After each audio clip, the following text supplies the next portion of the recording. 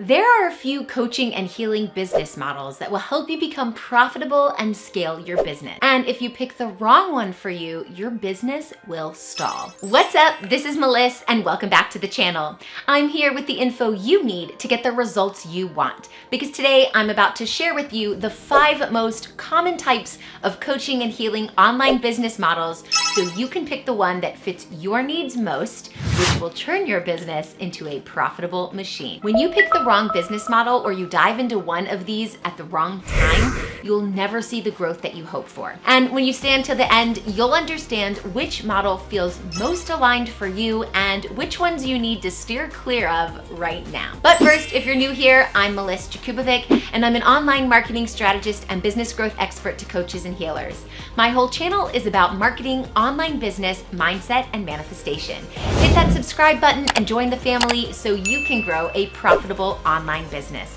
Now, let's get into it. I've been running my coaching business for almost a decade now, and I want to talk through all the different models here because they are going to help you decide where you are right now in your business. First, I want you to think about the one-on-one model, and this is a great place to start. If you're brand new to coaching or healing, one-on-one is most likely where you're gonna naturally start out anyway. The good news about one-to-one is that it's really quick to build. So if you're like, I need clients right now, what do I do? The answer is one-on-one. Basically, this helps generate leads, and you can then sell your program more quickly because you're generating the leads, you're speaking to them just one-on-one, you and them, having a conversation, and then you can sell your program. Now, after you start selling your program, you're gonna see that it gets easier and easier and easier, and you're gonna be able to raise your prices once it starts feeling in alignment with what you want to be paid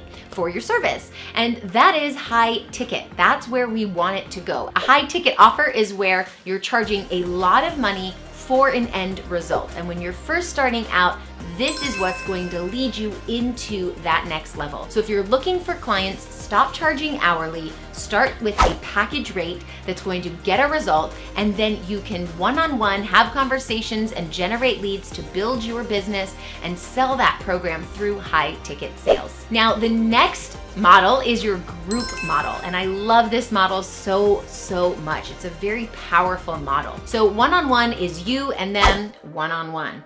A group is you and lots of students or clients all at once. And this is really powerful because you're serving lots of people at the same time, which means that you are freeing up your time to do other money generating activities. And you're gonna be making a lot more because you need less people to be in the program to reach the level that you want to reach financially. And then more people are going to commit, and you don't need 1 million people to commit, you just need a handful of people to commit to buy within a short window so that you can lead your group program. Now, you need to have systems in place in order to keep the momentum going. You also need to make sure that you know how to sell that one-on-one program, because if you don't know how to sell one-on-one, you're certainly not going to be able to sell group. The thing with groups that you really need to keep in mind is that there is a start date and an end date where a cohort of people are joining your program. So with one-on-one, you can start them off whenever it's convenient to you or them. If you're one-on-one having a conversation with someone and they're like, we need help now, and you look at your calendar and you're like, great, let's start on Wednesday, that works. With a group program where lots of people are starting at the same time, you can't just pick a random date, hey, let's start next week.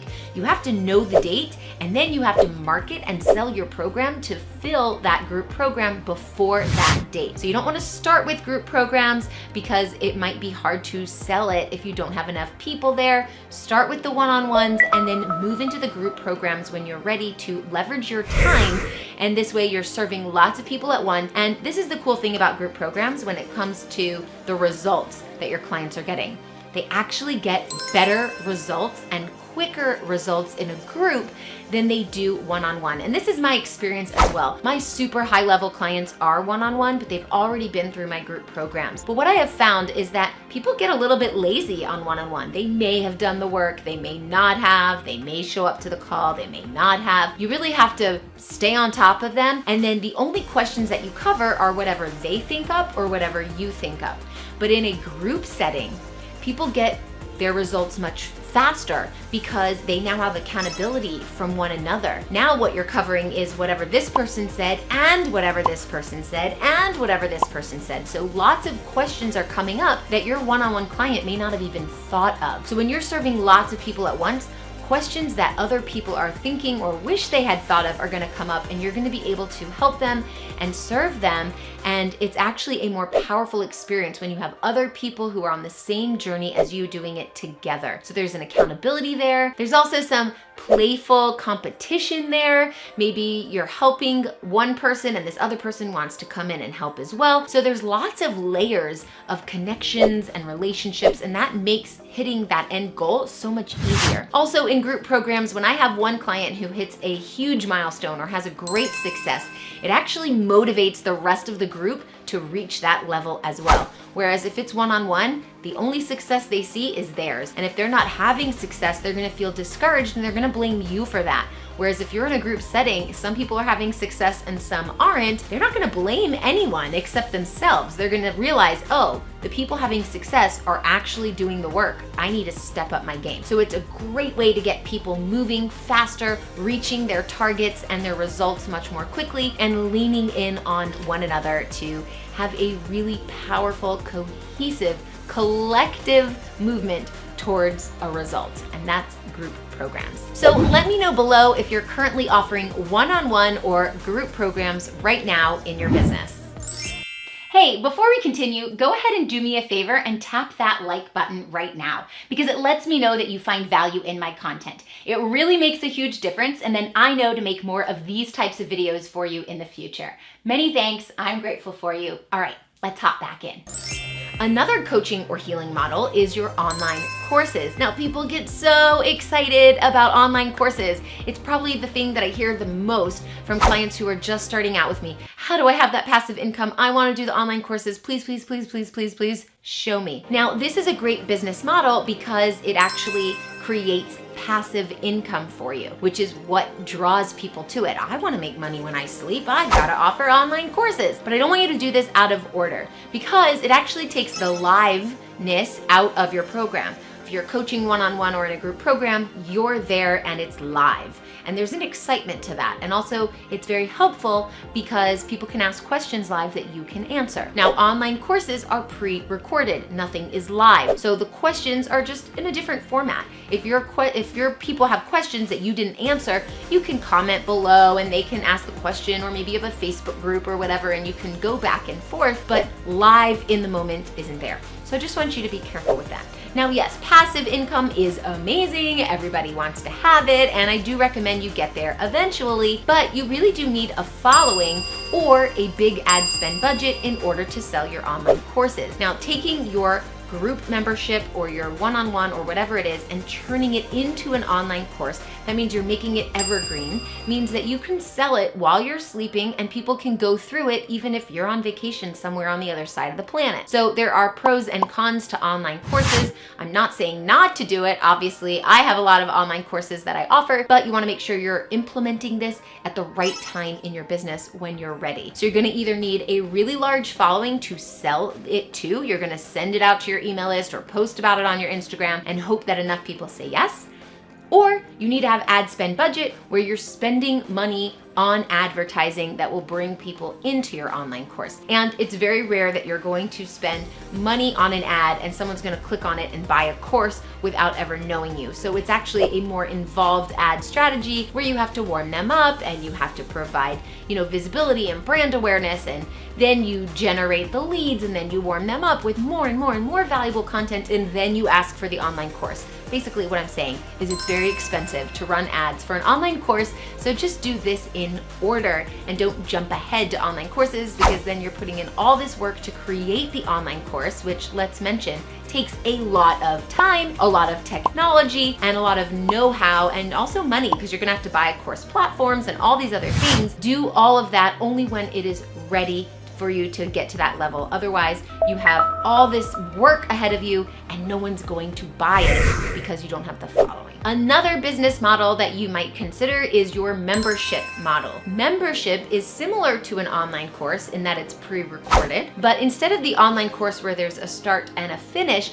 the membership is a portal where you have lots of little courses and kits and lessons and workshops and things like that, and you are constantly having to create new content. Now, I once had a membership site, the Social Marketing Academy, and I loved creating new content and new courses every single month. But you really do need a large following to get enough people into your membership to make it profitable for you. You need tons of content because people aren't gonna pay a monthly membership to be in something if new content isn't always popping in. So you always have to be in content creation mode. And basically this model says that people pay continuously to get access to new and creative content from you. So they might pay $45 a month knowing that you're gonna drop new information in all the time. So you need a lot of volume, and your price point is gonna actually be low, which is why you need a large following. Because in the one-on-one model, you can sell a $5,000 package to one person, which means you're making $5,000 by one person saying yes. In the membership model, you might have to sell $50 memberships to hundreds of people to make that same amount of money, which means you don't need just one yes, you need hundreds of yeses. So it takes a lot more work. It's why you need a larger following, and you need to have lots of content that you can constantly put in, which means your systems have to be amazing. You need to have systems in place to create the new content, to brainstorm the new content, to produce the new content, all the technology there, and all the payment plans every single month. If you're not ready for that, it would be a headache. If you are ready for that, it's a great coaching model, and then you have passive income every single month, small little price points for lots and lots of people all at once. The next model is retreats. Now, retreats are really fun. If you've ever been to a retreat, you've gotta go. If you haven't, pick something that really lights up your soul.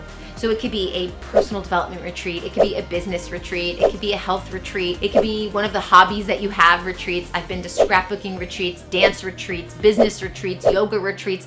Retreats are amazing. And they're a great business model if you are ready to take on all that responsibility. You either need a loyal fan base where everybody is super loyal, and if you say, hey, meet me in the Caribbean for a retreat, everyone's gonna go, wow, we love Meliss, we love the Caribbean, let's go. But if you don't have a super loyal fan base, it's gonna be really hard to sell enough spots in the retreat to make it profitable for you. And you definitely don't wanna lose money if this is your business model. So retreats are a great business model if they're done at the right time. If you don't have a loyal fan base, then you really already need to have a background in retreats to do this as the sole thing for your business. So if you have experience in event planning, this might be really good for you. If you've ever planned a wedding or an enormous birthday party or a family get-together from start to finish and you had no help, then retreats might be the great way for you to go. But if you did have help, maybe you hired an event planner or a day of planner, then I want you to consider that you might need to hire help as well when planning your retreats. And honestly, I recommend always delegating, outsourcing, and asking for help. The thing that you need to understand though is that that costs money. So if retreats is gonna be a profitable way for you to grow your business, you're gonna have to raise the price of your retreat accordingly to be able to pay for all of your vendors and your helpers and everything like that. So retreats are a very powerful way to get people together, but this can be used as an add-on to a group program, or it can be a standalone event. But retreats are fun. You have to consider where you're traveling to, how expensive that will be for all of your people, and you'll need a big enough following to be able to send emails out or promote in some other way that enough people will say yes to make it profitable for you. Another great business model is the hybrid model. Now, this means that you're going to be using elements from more than just one of these, and you can combine them for a really full and unique support system and experience. So for example, if you're going to have a group coaching program that also, once they graduate your program, can end up in a retreat, then you're going to include that where you can fly out to the retreat after graduation. There might be another level to that membership where they get access to you one-on-one. So now we're using the retreat, the group, and the one-on-one method. So be creative and use all of these different options, but just make sure you're using them in a way that makes sense to you. You have a big enough following for it, you have enough experience, and you have systems in place that will make it very easy for you to continue using this business model. Now, earlier in the video, I said you'll understand which model feels most aligned for you and which ones you need to steer clear of right now. So I want to talk quickly about your marketing, because marketing plays a really big part in how you're going to get sales for the type of business that you want to use. And the first is paid versus organic. So paid marketing means that you are spending money to bring people into your world. So that might be running ads on Facebook or Instagram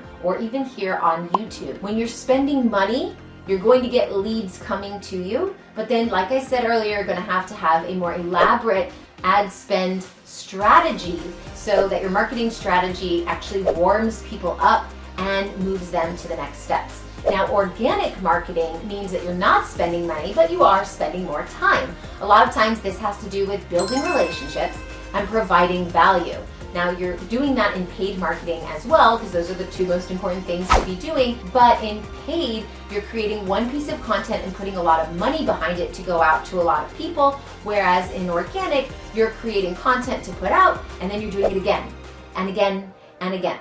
But you do build a giant library of very helpful content that you can repurpose in all areas of your marketing. So both of these strategies are great. I recommend starting with organic and slowly moving into paid, but never giving up organic. So if you're having a paid strategy, I recommend you also have an organic strategy. But you could be very successful without ever spending a penny on ads. So content marketing and building relationships are going to be your best friend here. And on this same note, we want to talk about time versus money. Do you have tons of money that you can reinvest back into your business? If not, don't do it. Don't fall into the trap where you need to be spending tons of money all the time just to be successful. Time is very valuable. So how are you going to be spending your time? Are you going to be spending your time on money generating activities, or are you going to be asking for help and delegating some of that out? Now, that is a little bit of money, because if you delegate, that costs money, but it also saves time. So there's a balance here of time versus money, and you have to decide, do you have more time or more money? Or how much time do you want to give versus how much money do you want to give to your business?